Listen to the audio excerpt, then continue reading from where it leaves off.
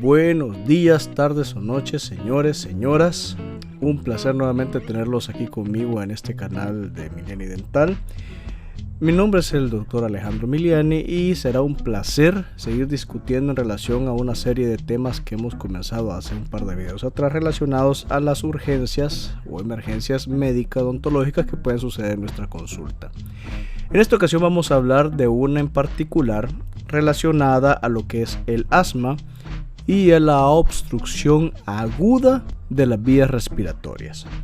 Sin más, vamos a darle ya paso a nuestra sesión, como siempre, hablando inicialmente de conceptos generales que involucran o se relacionan con el tema que vamos a discutir. Y es así como lo primero que haremos es dar una definición de lo que es una obstrucción de vías aéreas.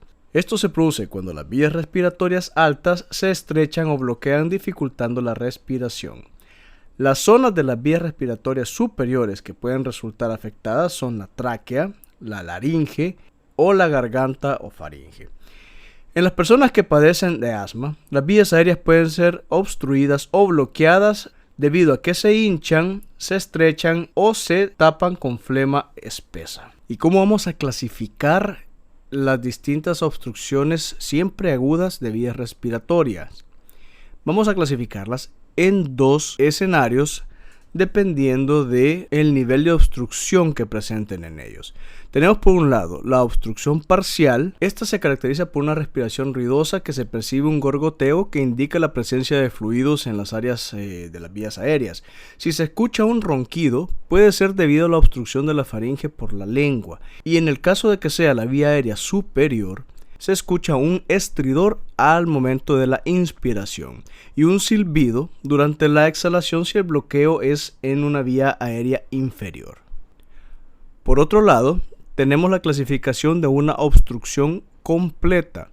Si esta acontece en la vía aérea, se caracteriza por presentar durante el intento de respirar movimientos paradójicos del tórax y el abdomen, con dificultad para hablar, respirar o toser, presentando el signo universal de asfixia, pánico y angustia. Y esta última clasificación va a tener diferentes fases, las cuales vamos a ver más adelante, dependiendo del tiempo y la evolución del mismo. ¿Cómo vamos a diagnosticar estos escenarios? ¿Cómo vamos a darnos cuenta de que hay o posiblemente puede haber una obstrucción de las vías aéreas? En ese caso vamos a tener tres parámetros específicos para poder nosotros realizar el diagnóstico: la observación, la escucha y sentir. ¿El qué? Pues en el caso de la observación, vamos a observar movimientos del tórax y el abdomen. ¿Qué vamos a escuchar? Siempre vamos a escuchar en la nariz, la boca, qué tanto sale el aire, si hay o no hay salida de aire. ¿Y qué vamos a sentir?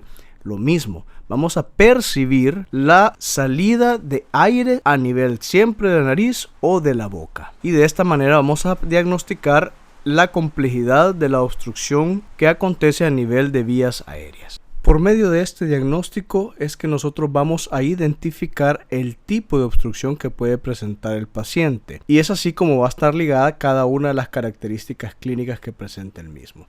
Si presenta el paciente una obstrucción parcial, esta puede ser con buen flujo de aire, el cual nos va a dar un cuadro de tos energética o tos silbante, pero el paciente va a tener la capacidad de respirar en cierta medida.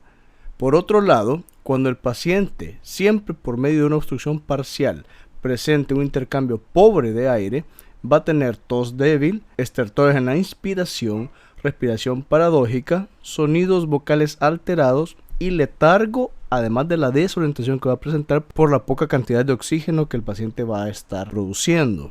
Ya si el paciente llegase a presentar una obstrucción completa de las vías aéreas, el mismo presentaría dificultad al hablar, dificultad al respirar, dificultad para poder toser y, como hemos mencionado, los signos universales de asfixia, el cual presenta pánico y angustia, y es cuando el paciente generalmente llega sus manos a nivel del cuello y tiene esas expresiones de miedo en el cual abre los ojos intensamente y nos hace saber de que definitivamente le hace falta el oxígeno. Estos son los que llamamos signos universales de la asfixia. Si recordábamos, hablábamos de que cuando se da una obstrucción completa de las vías aéreas vamos a tener diferentes fases, las cuales van a presentar asimismo diferentes características para poderlas identificar. En la primera fase, el paciente presenta en los primeros 3 minutos signos de asfixia, aunque el paciente esté consciente. La respiración paradójica que hemos mencionado no presentará movimientos de aire o de voz. Habrá un aumento de presión arterial y frecuencia cardíaca. En la segunda fase, la cual va a durar de 2 a 5 minutos, el paciente puede llegar a presentar inconsistencia de presión respiratoria, hipotensión grave y bradicardia. En una tercera fase, la cual duraría de 4 a 5 minutos, ya el paciente puede llegar a un estado de coma, paro cardiorrespiratorio y dilatación pupilar, terminando con una fase de recuperación siempre y cuando se resuelva el problema que provoca la obstrucción a nivel de las vías respiratorias. En ese caso ya desaparecerán las dificultades para respirar, regresará el paciente a la conciencia, se recuperará del síncope y ya tendrá una normalización de los signos vitales. Los factores de riesgo que pudiesen llegar a desencadenar este tipo de situaciones puede ser la falta de la superficie de agarre en los órganos dentales, es decir, cuando estemos nosotros haciendo la extracción dental y se nos resbala el órgano al momento de hacer la tracción. Puede también ser provocado por uso instrumental de tamaño pequeño en la cavidad bucal, como por ejemplo las limas, las grapas que utilizamos para el dique de goma, o instrumental de implantes. Puede deberse a la pobre succión o irrigación en el caso de que el paciente se ahogue con sus propios fluidos. La falta de atención al proceso operatorio, lo cual quiere decir que en el momento que estemos trabajando, pues simplemente perdemos la noción del instrumental o la noción, como habíamos mencionado al principio, de que la pieza dentaria está por evolucionar y no nos fijamos en el momento en que lo hace y se va a la parte posterior de la garganta y el paciente en realidad empieza a generar esa dificultad para poder respirar. Y la falta de experiencia del operador, el cual va a englobar en cierta manera todos los puntos que hemos tratado anteriormente. Ya que esto va a llegar a diferentes causas que pudiesen llegar a este proceso o a este escenario de una obstrucción de vías aéreas. Entre ellos el desplazamiento posterior de la lengua, los fluidos del paciente que hemos dicho por falta de succión, que puede ser el vómito, la sangre o cualquier secreción que el paciente tenga en la boca y que nosotros no succionemos adecuadamente. Cuerpos extraños como prótesis dentales, fresas o grapas, edema laringio producido por infección o reacciones anafilácticas, broncoespasmos pueden ser causados por el asma, cuerpos extraños o reacciones anafilácticas, y edema pulmonar por insuficiencia cardíaca, reacción anafiláctica que el paciente pueda presentar. ¿Cómo podríamos nosotros prevenir estas situaciones? El uso del dique de goma es muy importante durante los procedimientos, pues ya sabemos que obviamente en ese caso cualquier instrumento o cualquier pieza que llegase a generar un riesgo de obstrucción a nivel de las vías aéreas caerían dentro de este dique. El uso de taponamiento orofaringio por medio de gasas, la posición del paciente en el sillón dental, es decir, no colocarlo al 100% en posición de cúbito supina, sino que generar cierta inclinación a nivel del respaldo para que el paciente, en dado caso algo se nos vaya dentro de la cavidad bucal, pueda reaccionar de tal manera que al momento de toser, como vamos a ver más adelante, pueda expulsar el dicho cuerpo. La presencia de asistente dental que nos pueda ayudar en el momento que se llegase a dar el escenario y pudiese interceptar este objeto que va a causar la obstrucción de la vía aérea. Adecuada aspiración del campo operatorio, uso de las pinzas Magil, las cuales son unas pinzas que llevan cierta angulación y pueden ser utilizadas para recuperar los objetos que se vayan en el lado posterior de la garganta. La ligadura con hilo dental sobre los instrumentos o sobre las piezas pequeñas que estuvimos utilizando, lo cual nos va a generar una mayor seguridad al momento de nosotros manipular estas piezas o estas partes pequeñas operatorias.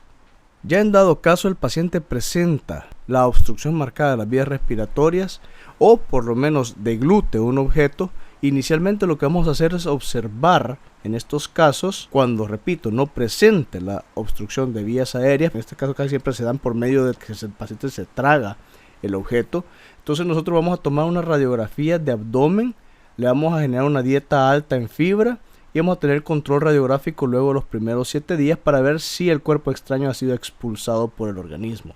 Podremos generar un movimiento como extensión de la cabeza, que en este caso se considera que es el método más efectivo para obtener una vía aérea despejada en un paciente inconsciente. En el caso del soporte básico vital se puede lograr hasta en un 91% de las veces la permeabilidad de la vía aérea.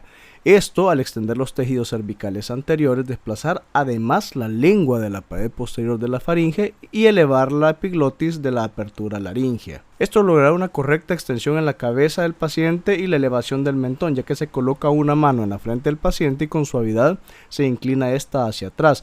La punta de los dedos de la otra mano se va a colocar a nivel del borde inferior de la mandíbula y se elevará del mentón, por lo que tendríamos una vía aérea despejada como hemos mencionado.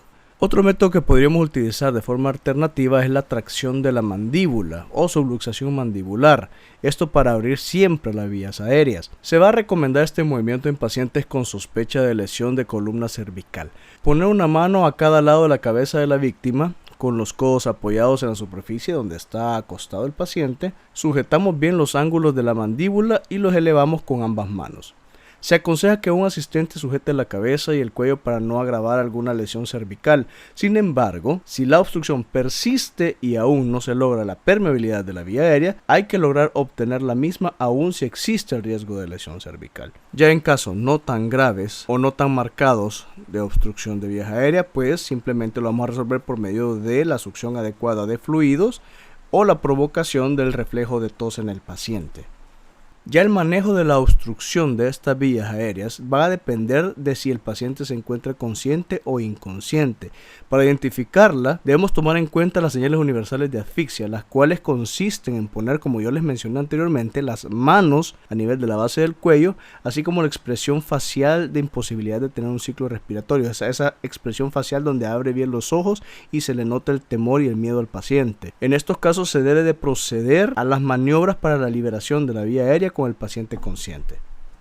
Es decir, al paciente hay que preguntarle directamente: señor, se está asfixiando. Si la víctima siente, debemos de preguntarle que si puede hablar. Si la persona tiene capacidad de toser, no es necesario actuar, ya que la tos en todo caso es lo suficientemente efectiva para expulsar un cuerpo extraño en las primeras etapas. Si en el momento que nosotros preguntamos al paciente lo anterior y no tenemos una respuesta, entonces deberemos nosotros ya sospechar de que hay una obstrucción parcial pero con poco intercambio de aire. Ya en estos momentos vamos a proceder a realizar la liberación de la vía aérea con la denominada maniobra de Heimlich.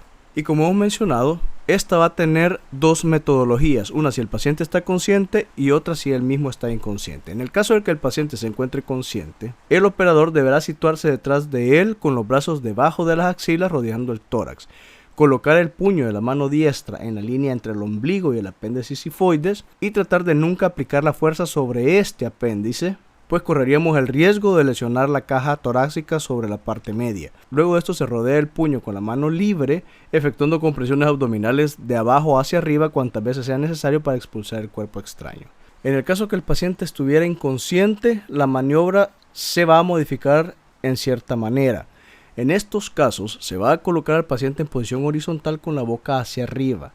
Si se encuentra sentado en el sillón dental, habrá que reclinarlo haciendo el respaldo hacia atrás. Si no está en el sillón dental, lo vamos a acomodar directamente en el piso. Se abrirá la vía aérea del paciente y el operador deberá ubicarse sobre el paciente a nivel de la cadera o a un costado del mismo. Se coloca el talón de la mano diestra en la línea entre el ombligo y el apéndice sifoide, situando la mano contraria sobre la misma. Se realizará compresiones hacia adentro y hacia arriba en 5 ocasiones, efectuando un barrido digital posterior a estas compresiones. Luego estas maniobras pueden darse los siguientes escenarios. Se siente que regresa la respiración del paciente, lo cual indica que el paciente está respirando normalmente, aunque no se escuchen ni se vean movimientos respiratorios. También se puede observar movimientos respiratorios en tórax o abdomen, pero no se siente o escucha la respiración, lo cual indica que no está respirando adecuadamente todavía, por lo que la obstrucción continúa y es necesario efectuar de nuevo la maniobra de Heimlich. Es muy importante en estas situaciones aumentar la hiperextensión del cuello traccionando la lengua y la mandíbula. Si aún así el paciente no respira, ya entonces procedemos a dar una respiración artificial por medio de un ambú o de boca a boca. Y es en este momento cuando ya se debe solicitar la ayuda del servicio de urgencias para poder tener la asistencia adecuada. En casos especiales en los cuales no es posible resolver la obstrucción por métodos ya mencionados, hay dos procedimientos quirúrgicos que requieren entrenamiento y conocimiento de los mismos, los cuales son la cricotomía y la traqueotomía. Cuando la obstrucción se vuelve permanente y continúa, en estos casos se debe iniciar el soporte básico vital, por lo que se sugiere que tengamos conocimientos sobre estos procedimientos de reanimación cardiopulmonar.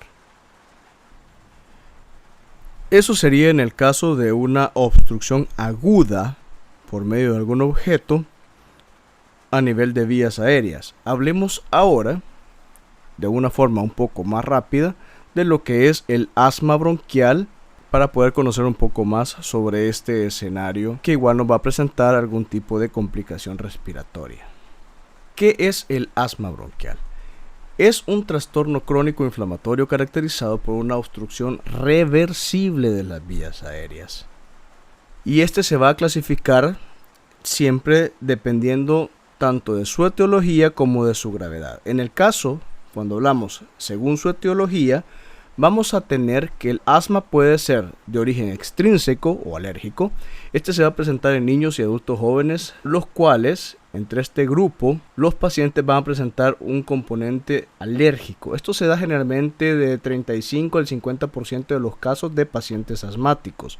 Tenemos el asma intrínseca o idiopática, es decir, que no se conoce en realidad cuál es su origen, pero se va a presentar en personas menores de 35 años de edad, y se cree que la etiología es de origen endógeno relacionado al estrés, a un reflujo esofágico y otro tipo de desencadenantes. Tenemos también el asma inducido por fármacos, que generalmente está relacionado con ácido acetilsalicílico, el uso de antiinflamatorios no esteroidales o AINES, producto beta bloqueadores, entre otros fármacos ligados a este tipo de asma. Tenemos el asma inducido por ejercicio.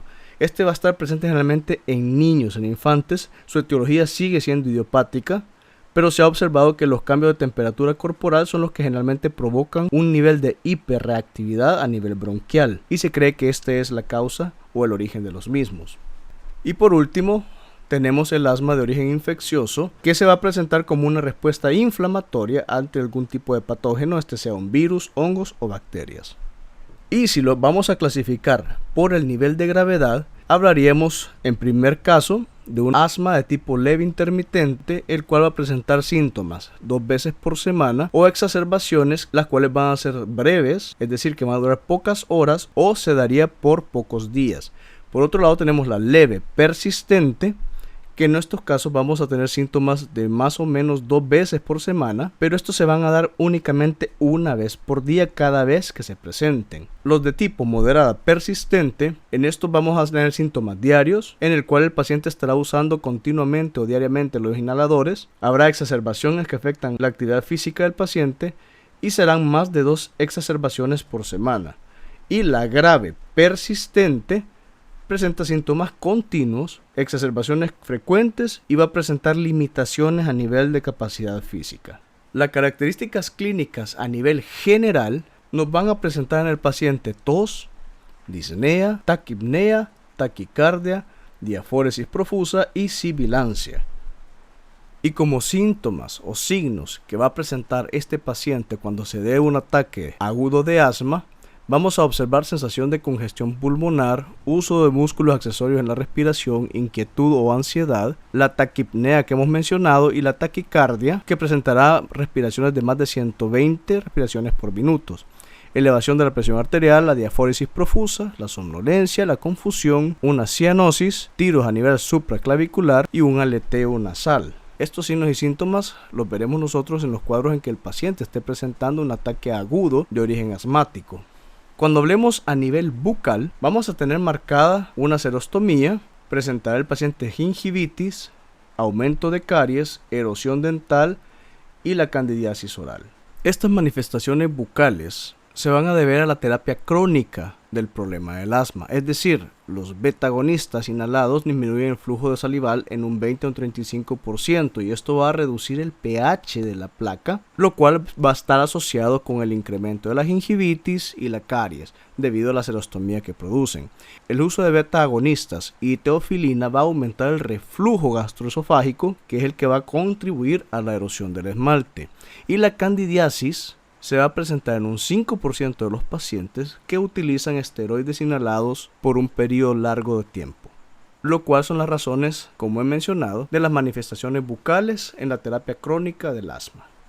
Los factores que van a generar un riesgo en los pacientes asmáticos de producir un episodio de este tipo serán consultas o procedimientos demasiado prolongados, fármacos desencadenantes que hemos mencionado anteriormente, así como ya hemos visto pacientes con tratamientos crónicos de esteroides inhalados, ya que estos pueden llegar a presentar o necesitar terapia de reemplazo suprarrenal.